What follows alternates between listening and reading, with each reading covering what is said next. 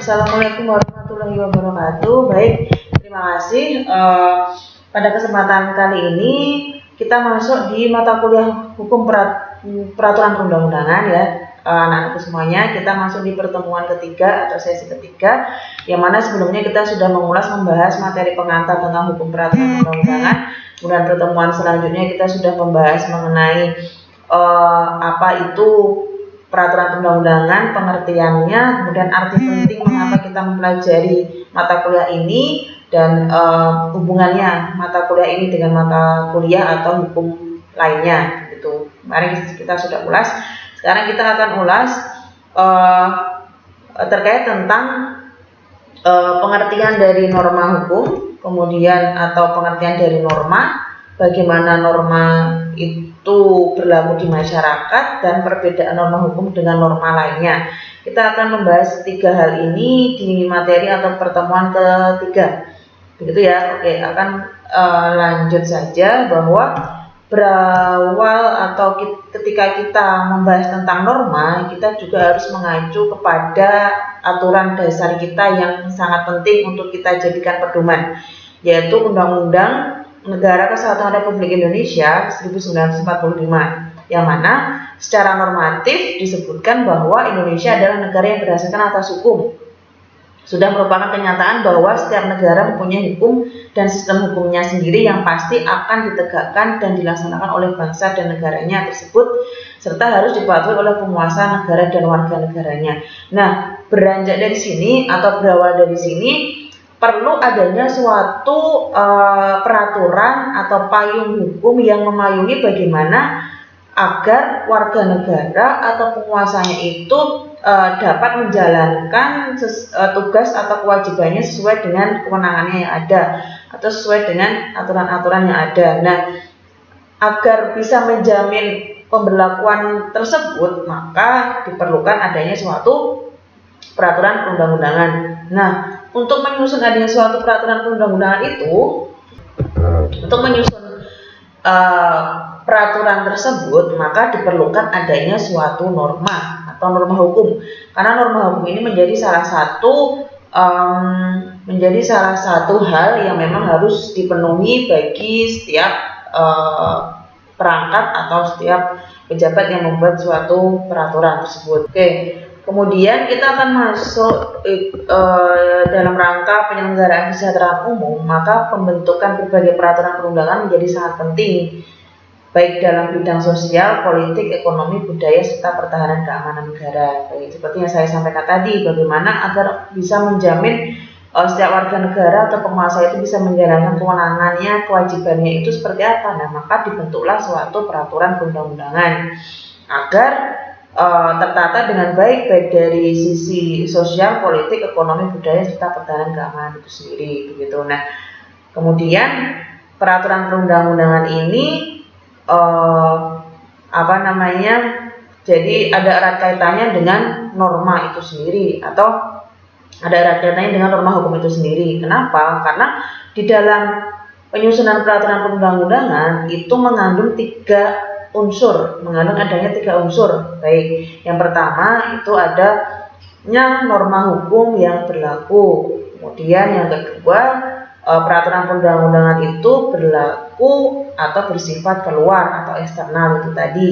Kemudian yang ketiga, peraturan perundang-undangan itu bersifat umum dalam arti luas seperti itu. Nah, itu kan yang kemarin saya sampaikan juga bahwa berdasarkan pendapat dari Hamid S. Atamimi begitu.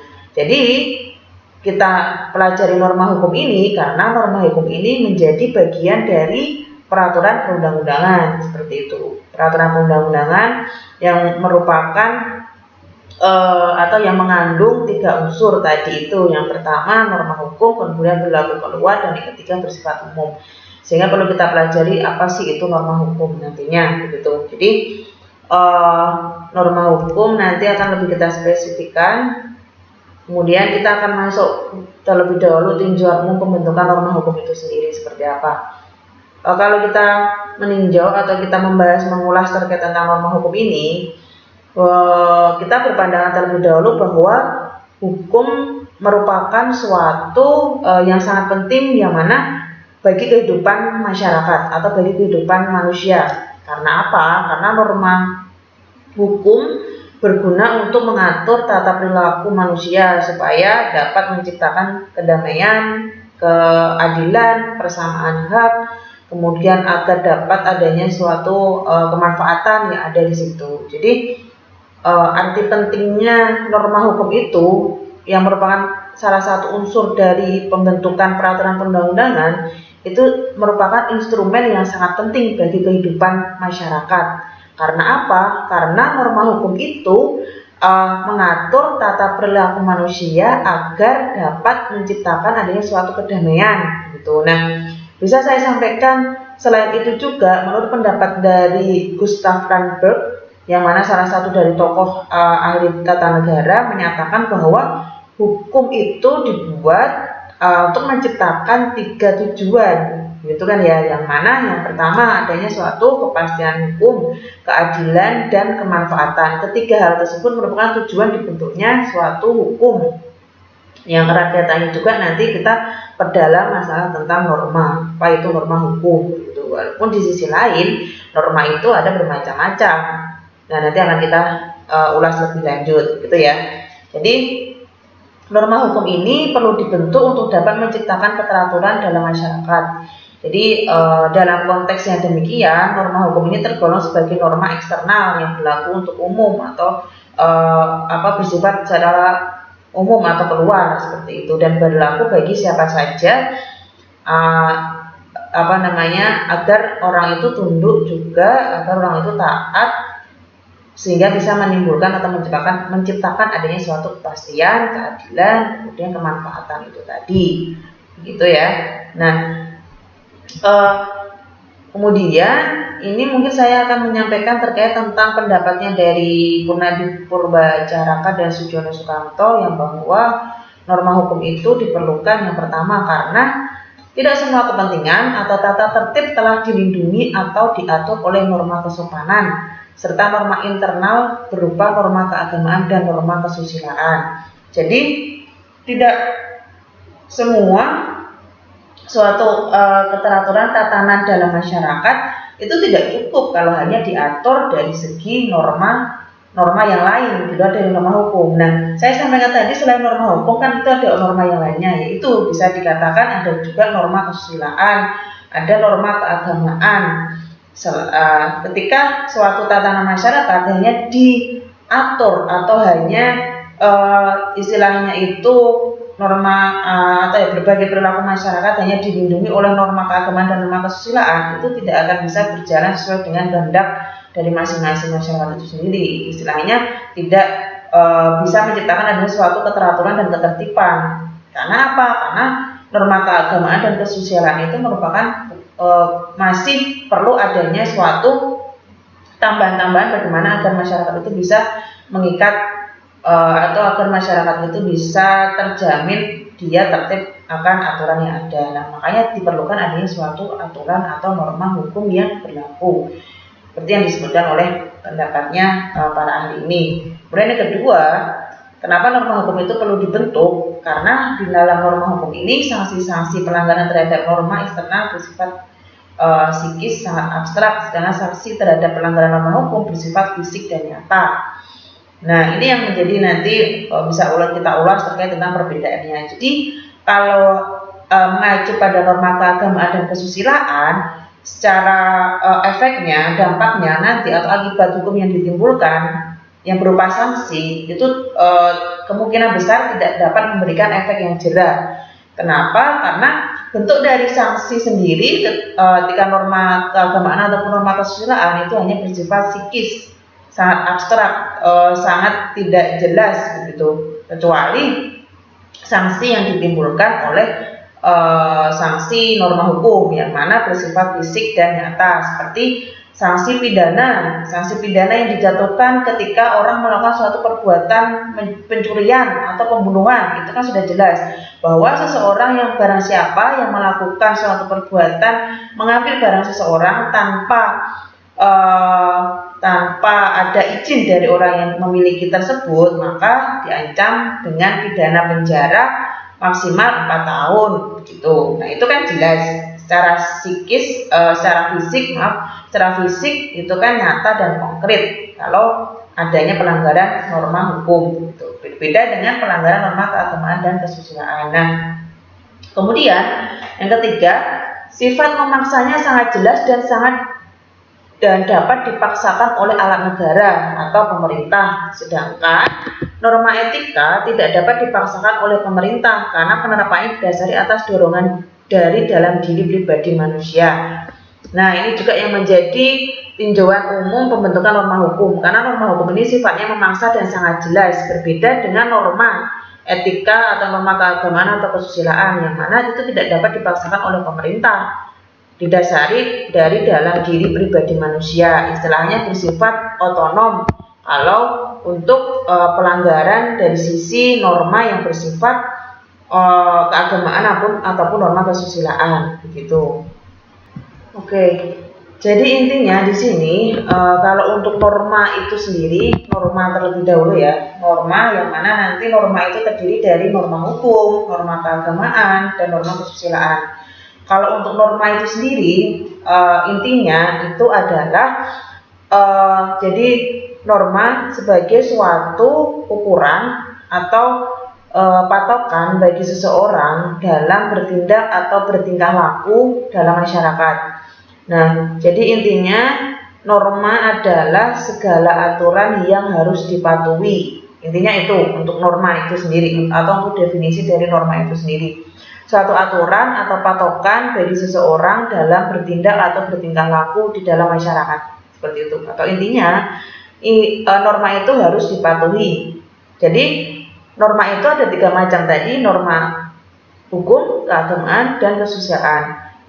Ketiga macam norma ini pun juga semuanya juga harus dipatuhi. Hanya saja kan memang beberapa hal yang bisa menimbulkan akibat hukum atau konsekuensi hukum yang nyata atau yang tidak nyata seperti itu. Walaupun tiga-tiganya itu harus dipatuhi karena secara definisi itu sudah jelas bahwa norma itu segala sesuatu yang diberlakukan di dalam suatu masyarakat dan menjadi patokan atau pegangan setiap individu atau setiap masyarakat. Gitu. Oke, kita akan masuk salah satu macam dari norma yaitu pengertian norma hukum. Oke, yang tadi bahwa norma suatu ukuran yang harus dipatuhi oleh seseorang dalam hubungannya dengan sesama ataupun dengan lingkungannya. Karakteristik peraturan perundang-undangan yang membedakannya dengan keputusan tertulis lainnya adalah sifat norma hukum materi, muatannya, dan sumber wewenang pembentukan peraturan perundang-undangan. Karakteristik peraturan perundang-undangan ini jadi yang membedakan dengan keputusan adalah sifat dari norma hukum materi muatannya dan sumber wewenang pembentukan peraturan perundang-undangan. Jadi nanti akan bisa teman-teman bedakan produk hukum yang berasal dari peraturan perundang-undangan dengan produk hukum yang istilahnya itu berbentuk ketetapan, begitu ya. Jadi karakteristik dari peraturan perundang-undangan, misalkan peraturan perundang-undangan tadi itu atau kemarin kita ulas itu kan ada undang-undang, ada peraturan pemerintah, ada peraturan pengganti undang-undang, kemudian ada keputusan menteri, keputusan presiden, sampai dengan yang paling bawah itu adalah peraturan daerah atau peraturan kota. Nah, itu teman-teman akan bisa membedakan dengan adanya suatu kebijakan yang dikeluarkan oleh pemerintah, yaitu ketetapan, yang mana perbedaannya itu bisa dilihat dari sifat atau hukum materi muatannya yang diberlakukan atau sumber wewenang pembentukan peraturan perundang-undangan tersebut.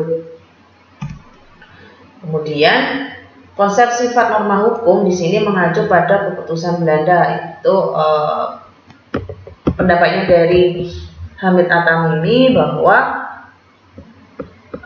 pembentukan peraturan perundang-undangan pada hakikatnya ialah pembentukan norma hukum yang berlaku keluar dan bersifat umum. Oke, sudah saya sampaikan tadi ya. Oke, kita lanjut bahwa norma hukum berlaku keluar berarti berlaku baik bagi jajaran pemerintahan maupun bagi masyarakat. Oke, sudah saya jelaskan juga tadi. Sedang norma hukum bersifat umum, lazimnya diuraikan dari segi subjek dan objek. Artinya, dari segi subjek, apabila yang terkena norma hukum itu adalah orang atau orang-orang tidak tertentu disebut norma umum. Sedangkan bila yang terkena itu adalah orang atau orang-orang tidak tertentu dan bersifat individual. Jadi kita harus bisa membedakan terkait tentang norma hukum ini ya. Kita fokus kepada norma hukum. Jadi norma hukum itu adalah orang atau orang-orang tidak tertentu disebut norma umum. Sedangkan bila yang terkena itu adalah orang atau orang-orang tidak tertentu disebut norma individual. Umum dan individual. Jadi ada dua hal yang nanti akan kita ulas, kita bahas. Dalam norma hukum ini itu pemberlakuannya atau subjeknya yang disasar istilahnya. Jadi aturan itu dikeluarkan adalah untuk umum. Nah, itu masuknya norma hukum yang bersifat umum. Yang kedua itu adalah norma individual, yang mana artinya dari kata individual sendiri adalah perseorangan atau orang, satu orang atau orang-orang tidak tertentu. Nah, maksudnya seperti itu. Jadi dari segi subjeknya norma itu dapat diuraikan dari dua hal menjadi dua hal, yaitu norma umum dan norma individual. Norma umum itu jelas untuk orang-orang tidak tertentu, sejumlah orang. Kalau norma individu untuk perseorangan, orang-orang tidak tertentu. Jadi sudah tepat sasarannya. Bisa dikatakan nanti seperti contohnya norma individual dengan norma umum nanti akan saya ulas. Seperti apa contohnya begitu ya. Kemudian dari segi objek, apabila norma hukum itu mengenal hal tidak tertentu disebut norma abstrak, sedangkan jika mengenai hal tertentu disebut norma konkret. Sudah jelas di sini bahasanya. Dari segi subjek itu norma abstrak dan norma konkret. Kalau abstrak itu mengenai hal tidak tertentu, kalau konkret itu mengenai hal tertentu. Jelas. Kalau abstrak itu masih yang absurd, masih yang tidak jelas. Sehingga dapat kita kelompokkan atau kita kombinasikan menjadi 4 kategori kalau untuk norma hukum ini. Yang pertama, norma hukum umum abstrak. Yang kedua, norma hukum umum konkret. Ketiga, norma hukum individual abstrak. Yang keempat, norma hukum individual konkret. Jadi dari definisi tadi bahwa norma hukum itu bersifat umum dan individual. Nah, selain itu ada yang bersifat abstrak dan konkret. Kemudian kita gabungkan nih menjadi 4 kombinasi atau 4 kategori norma hukum. Yang pertama, norma hukum umum abstrak. Umum yang mana kepentingannya untuk banyak orang, tidak tertentu, dan abstrak itu yang belum signifikan atau belum jelas bagaimana tata caranya atau aturannya. Norma hukum umum konkret. Umum itu sendiri artinya adalah untuk sejumlah orang, untuk publik. Konkret artinya sudah jelas. Dan nanti seperti apa contohnya akan saya sampaikan. Kemudian individual dan abstrak dan individual konkret. Oke. Kalau untuk norma hukum umum ini tadi kan bahwa norma hukum yang ditujukan oleh orang banyak, gitu ya. Jadi spesifikasinya atau menjadi ciri khas dari norma hukum umum ini sering dirumuskan dengan rumusan bahwa dengan kata-kata barang siapa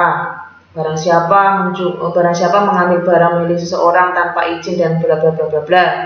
Kemudian setiap orang yang melakukan suatu perbuatan bla bla bla bla bla. Kemudian setiap warga negaranya. Nah, ini yang menjadi spesifikasi dalam nanti perumusan peraturan perundang-undangan.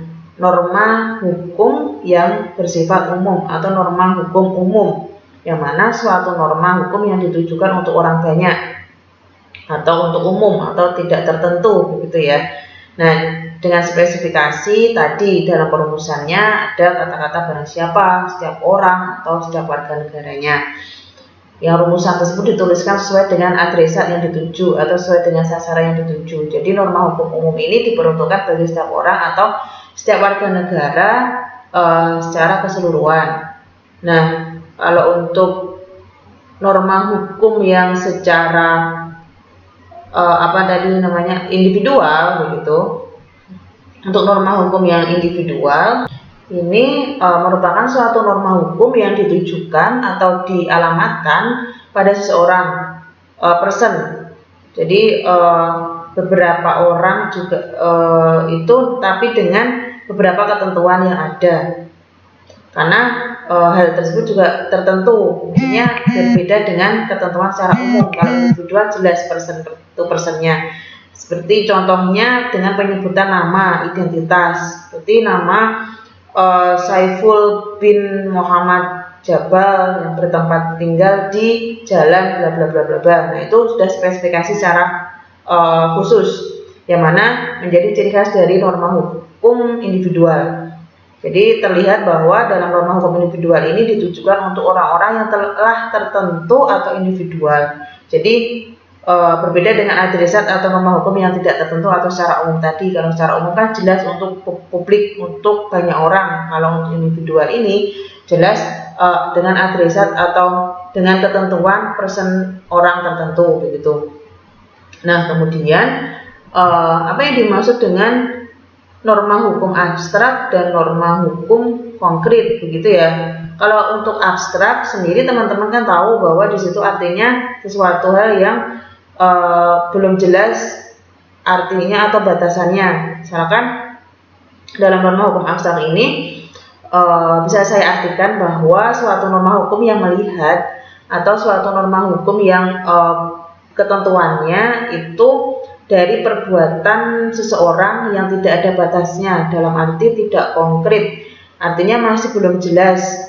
Yang mana dapat saya artikan bahwa perbuatan ini misalkan mencuri, terus kemudian ada rumusan yang mencuri, membunuh, menebang pohon, dan lain sebagainya. Berbeda dengan norma hukum konkret. Norma hukum konkret ini adalah norma hukum yang melihat perbuatan seseorang itu lebih nyata atau lebih detail. Jadi norma hukum konkret ini bisa diartikan atau perumusannya itu lebih detail, lebih nyata. Bahwa norma hukum konkret ataupun norma hukum beda. Jadi jelas kalau konkret itu kan jelas perbuatan hukumnya. Jadi misalkan konkret nyata mencuri, ya mencuri apa? Misalkan mencuri mobil Innova warna merah yang berada di dekat toko merah, seperti itu secara konkret, detail, dan jelas. Nah, bagaimana terus kemudian kita hubungkan antara norma hukum umum dengan norma abstrak ini? Jadi ada 4 dari kategori atau kombinasi ini. Nah, antara lain yang pertama norma hukum umum dan abstrak. Ini norma hukum yang umum dan abstrak ini adalah suatu norma hukum yang ditujukan untuk umum dan perbuatannya masih bersifat abstrak. Jelas kan ya tadi untuk umum tapi perbuatannya masih bersifat abstrak. Contohnya ini dapat dirumuskan sebagaimana bisa saya sampaikan, yang mana setiap warga negaranya dilarang mencuri, kemudian setiap orang dilarang membunuh sesamanya, setiap petani dilarang menebang pohon di hutan. Nah, itu kan masih yang sangat abstrak sekali dan masih yang bersifat umum. Setiap warganya dilarang mencuri, setiap orang dilarang membunuh sesamanya, setiap petani dilarang menebang pohon di hutan. Berbeda ketika norma hukum umum dan konkret. Umum dan konkret ini jelas bersifat untuk publik, tapi sudah jelas. Misalkan setiap orang atau setiap warga negara dilarang mencuri mobil merek Avanza yang mana berwarna bla bla bla bla bla. Setiap orang dilarang membunuh si Wawan dengan pisau, seperti itu misalkan. Nah, ini norma hukum yang sudah jelas dan konkret, bersifat untuk umum dan jelas detail sasarannya seperti apa begitu. Nah, kemudian yang berarti bahwa norma hukum yang lainnya yang mana individual abstrak. Individual abstrak ini juga bisa kita lihat bahwa person dan sifatnya masih belum jelas. Norma hukum yang ditujukan untuk seseorang, orang tertentu, dan perbuatannya bersifat abstrak atau belum konkret. Contohnya, si Badu yang bertempat tinggal di Jalan Mawar nomor 15 Jakarta dilarang mencuri. Kalau contohnya untuk norma hukum individual konkret, misalkan person dan sudah jelas, ini bisa dibedakan bahwa misalkan saudara Syafi'i umur 25 tahun, alamat Jalan Mawar, Gang Flamboyan, Jakarta, wajib memakai baju dinas.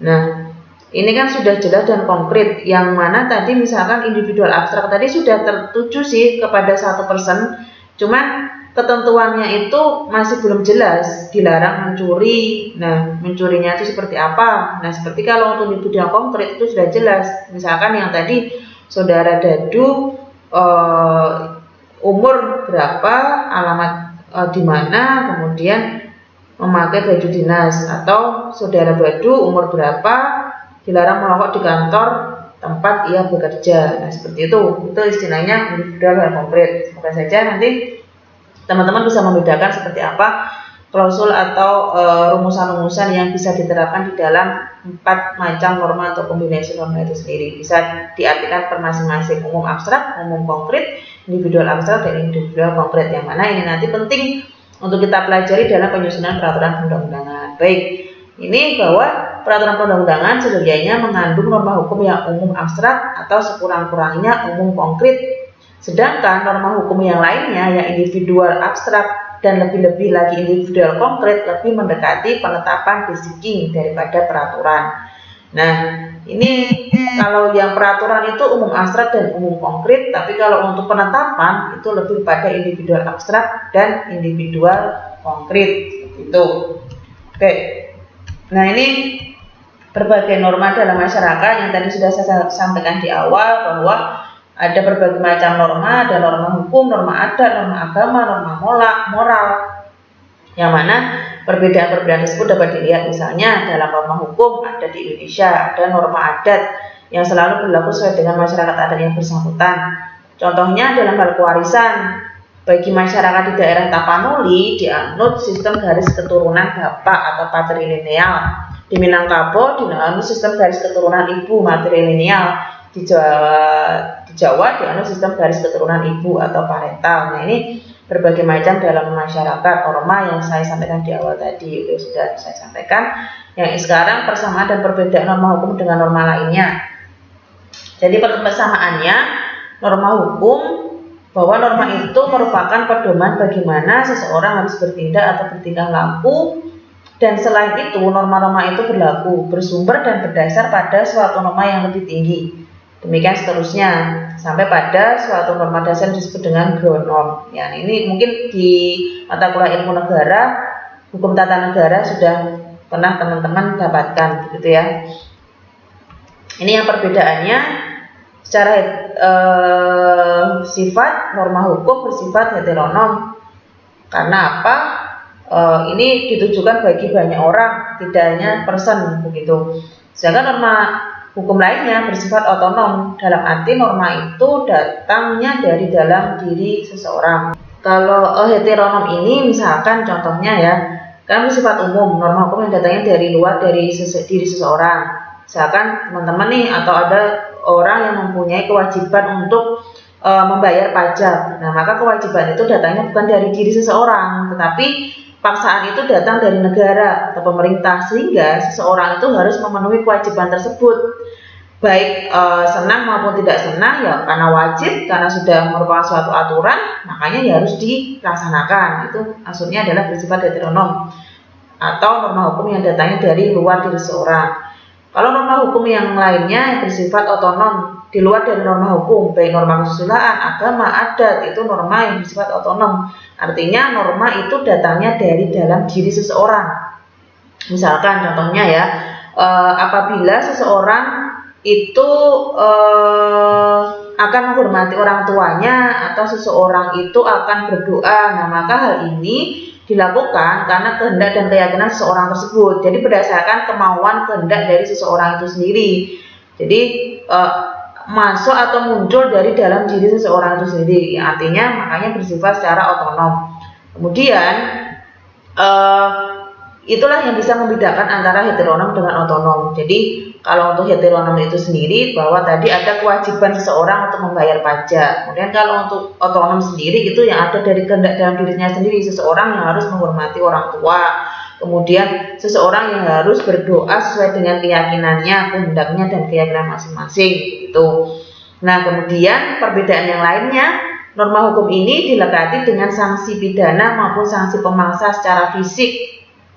Contohnya yang tadi saya sampaikan di awal tadi. Apabila seseorang melanggar norma hukum, misalnya menghilangkan nyawa orang lain atau mencuri barang milik orang lain, maka akan dituntut dan dipidana. Tetapi bila seseorang melanggar norma lainnya, itu akan tidak akan dapat dituntut oleh pidana. Seperti norma susilaan, norma agama, norma adat, itu mungkin bentuk sanksinya berbeda atau bentuk sanksinya lain, bukan merupakan suatu sanksi pidana.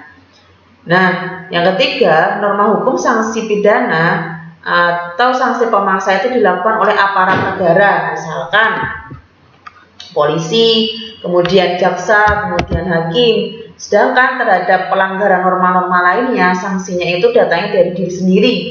Misalkan ada perasaan bersalah, perasaan berdosa, karena itu merupakan suatu kehendak sendiri. Ketika seseorang tidak menghargai orang tua, tidak menghormati orang tua, ada perasaan bersalah dan berdosa dan lain sebagainya.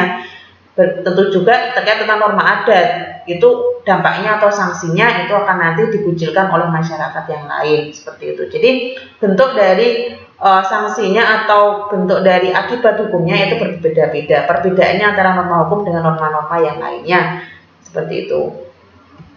Baik, beberapa hal tadi yang saya sampaikan referensi ini yang bisa nanti teman-teman sebagai pedoman atau sebagai teman-teman cari. Kemudian silakan nanti apabila ada hal-hal yang belum paham bisa ditanyakan di forum e-learning, dan ini akan ada beberapa pertanyaan yang akan saya sampaikan ke teman-teman semuanya untuk mengulas apakah penyampaian dari saya itu benar-benar tersampaikan atau tidak, gitu ya.